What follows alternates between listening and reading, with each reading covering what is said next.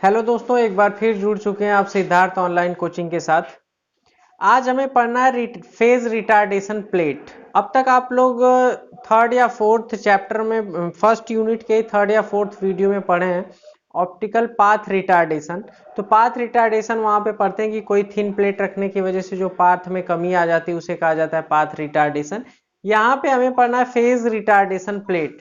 Phase retardation plate की अगर बात करें तो फेज रिटार्डेशन में क्या होगा कि अगर कोई लाइट किसी भी इस प्लेट पे नॉर्मली इंसिडेंट होती है तो लाइट जो है सेम डायरेक्शन में ही ट्रेवल करती है। लेकिन इससे पहले हम लोग मान लिया गया कोई डबल रिफ्रैक्टिंग क्रिस्टल है।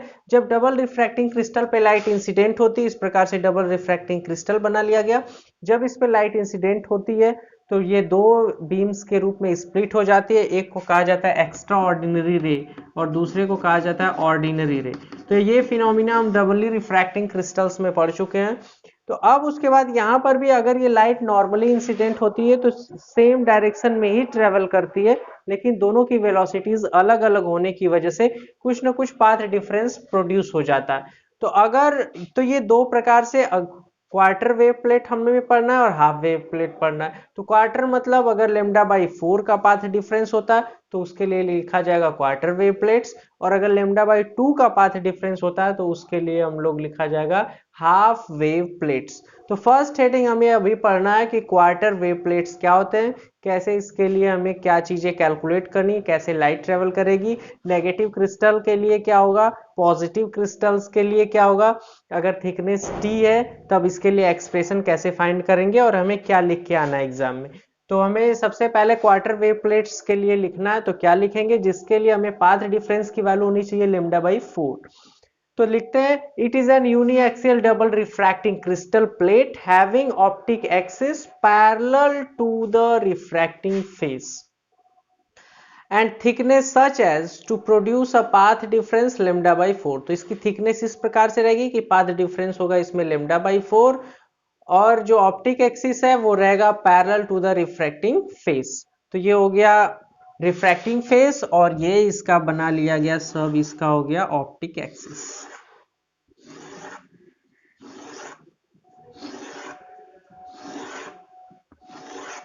इस प्रकार से ये बना लिया गया क्वार्टर वेव प्लेट। तो इसमें कहा गया है कि इस प्रकार से इसका थिकनेस रहेगा, thickness such as to produce a path difference of lambda by 4।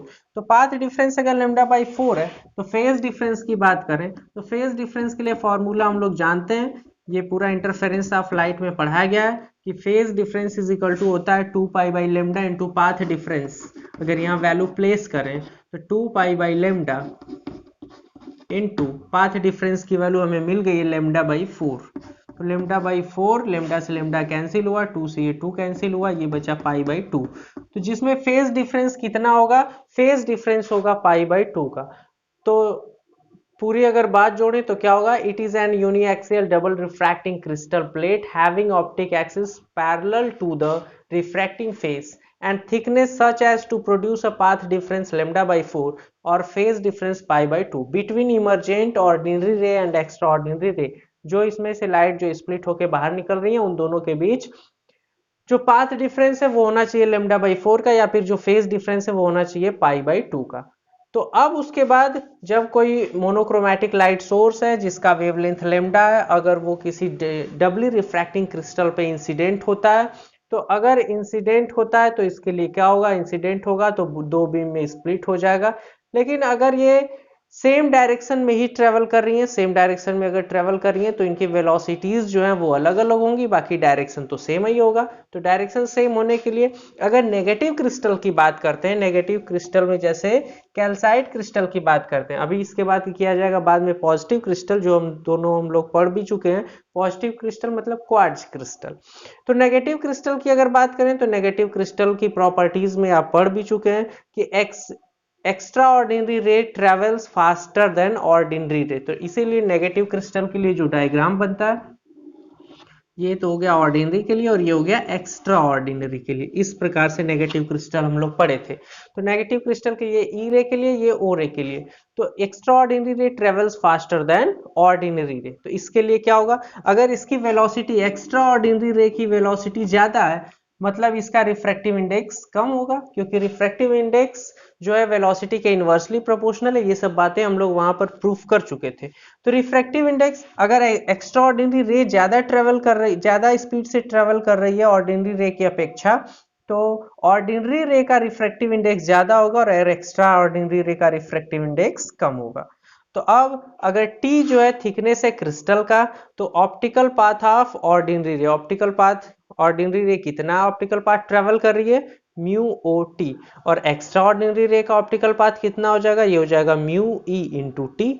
अब अगर दोनों के बीच का पाथ डिफरेंस फाइंड करें, दोनों जो इमर्जेंट रेज हैं मतलब ऑर्डिनरी रे और एक्स्ट्रा ऑर्डिनरी रे, दोनों के बीच का अगर पाथ डिफरेंस की बात करें तो पाथ डिफरेंस क्या हो जाएगा, जो ज्यादा पाथ है उसमें से कम वाले को घटाएं, तो ये हो गया म्यू ओ टी माइनस म्यू ई टी बराबर लेमडा बाई 4। अब इसके लिए टी कॉमन हो गया, टी कॉमन अगर हो गया तो इसे फर्दर अगर आगे लिखें तो लिख लिया गया टी कॉमन, यहां से हुआ mu O minus mu E is equal to lambda by 4। यहां से अगर एक्सप्रेशन लिखना हो तो एक्सप्रेशन लिखा जा सकता है T is equal to lambda by 4, ये हो गया म्यू ओ माइनस म्यू ई। ये तो हो गया नेगेटिव क्रिस्टल के लिए। Similarly for positive crystal, for positive crystal, तो पॉजिटिव क्रिस्टल की बात करें जैसे क्वार्ट्ज, क्वार्ट्ज की बात करते हैं, पॉजिटिव क्रिस्टल की बात करते हैं, तो इसके लिए क्या होता है, ऑर्डिनरी रे के अंदर ही एक्स्ट्रा ऑर्डिनरी रे इस प्रकार से एलिप्स की तरह बनेगा। ये जो इलिप्टिकल फॉर्म है इसके लिए कैसे बनेगा, ये तो हो गया ऑर्डिनरी रे सर्कुलर, और ये हो गया इलिप्टिकल एक्स्ट्रा ऑर्डिनरी रे पॉजिटिव क्रिस्टल के लिए। तो अगर इसके लिए बात करें तो ये सब प्रोसेस जो है वो क्या हो जाएगा, इनवर्स हो जाएगा। इसके लिए क्या होगा, फिर वही बात लिखेंगे कि for positive crystal quartz extraordinary, या यहाँ पे लिख देंगे ordinary ray travels faster than extraordinary ray, तो इसके लिए क्या हो जाएगा, mu E is greater than mu o. तो इस कंडीशन में क्या होगा, जो ऑप्टिकल पाथ दोनों का डिफरेंस होगा वो हो जाएगा mu E T minus mu ओ टी। तो इसके लिए लिखा जा सकता है mu E T minus mu O T is equal to lambda by 4, और दोनों जगहों से अगर टी कॉमन लिया जाए तो टी यहां से कॉमन हो गया, ये हो गया T mu E minus mu O is equal to lambda by 4, और यहां से अगर टी की वैल्यू फाइंड करें तो टी इज इक्वल टू लिखा जा सकता है लेमडा बाई 4 और ब्रैकेट में म्यू ई माइनस म्यू ओ।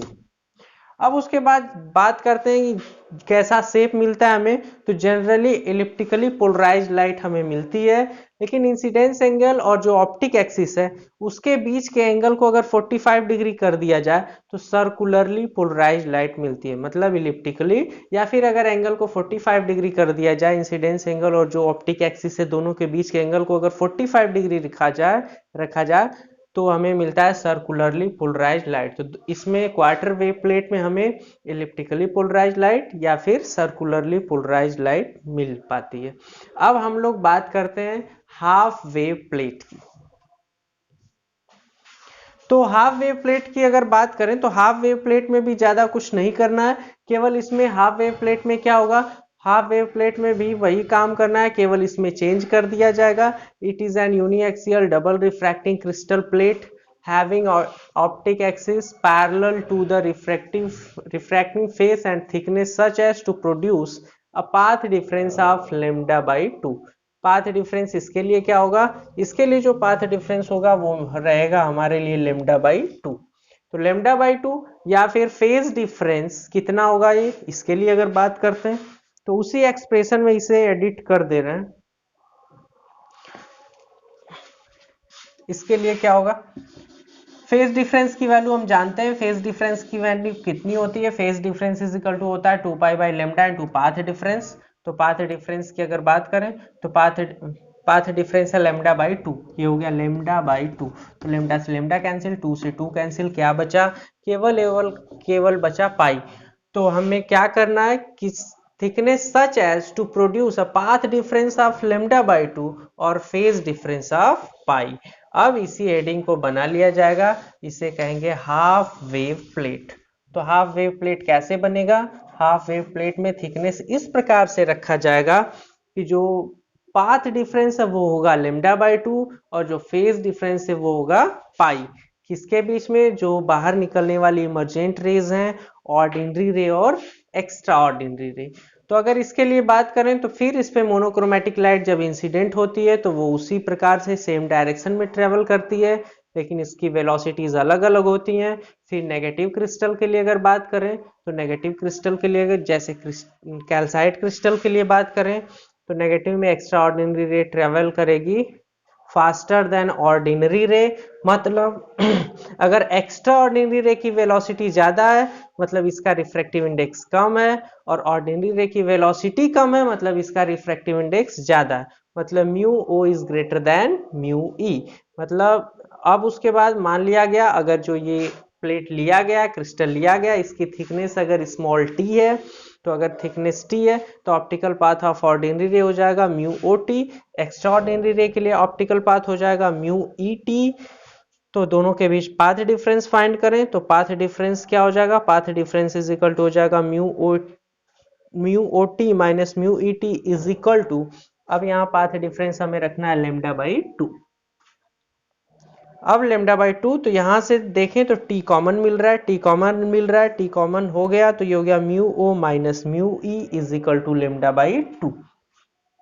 ये हो गया t mu O minus mu E is equal to λ/2। फिर t इज इक्वल टू हो जाएगा λ/2 और यहाँ हो गया म्यू ई माइनस म्यू ओ माइनस म्यू ई। ये हो गया नेगेटिव क्रिस्टल के लिए।